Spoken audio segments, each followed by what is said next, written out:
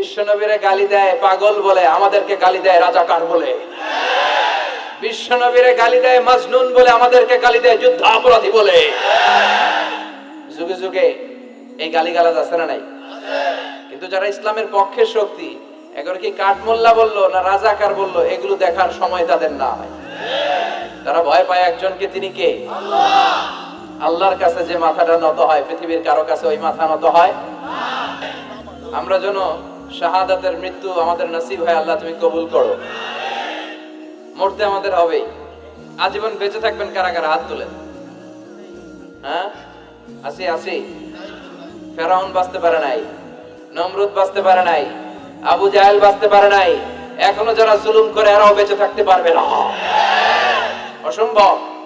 জুলুম যারা করে তাদের পক্ষে আল্লাহর কোনো সাহায্য নাই। আর যারা মজলুম, যাদের রক্ত জমিনে লাগে, ওদেরকে আকাশ থেকে সাহায্য পাঠায় কে? এজন্য মজলুমদের ভরসার একটা জায়গা হচ্ছে আমার রব। চিল্লায় বলেন ঠিক কিনা? এজন্য আমরা আল্লাহর কাছে কামনা করি, আল্লাহ মৃত্যু যখন হবেই তুমি শাহাদাতের মৃত্যু দিও। বিশ্বনবী সব সময় দোয়া করতেন, আল্লাহ তুমি শাহাদাতের মৃত্যু দাও। সাইয়েদনা ওমর ফারুক দোয়া করতেন, আল্লাহুম্মা রযুকনা শাহাদাতান ফি সাবিলিক ওয়াল মাউতা ফি বালাদি রাসূলিক। হে আল্লাহ, তুমি আমাকে শাহাদাতের মৃত্যু দাও, আর বিশ্বনবীর এই মদিনার বুকে আমার শেষ নিঃশ্বাস ত্যাগ করার সুযোগ করে দাও।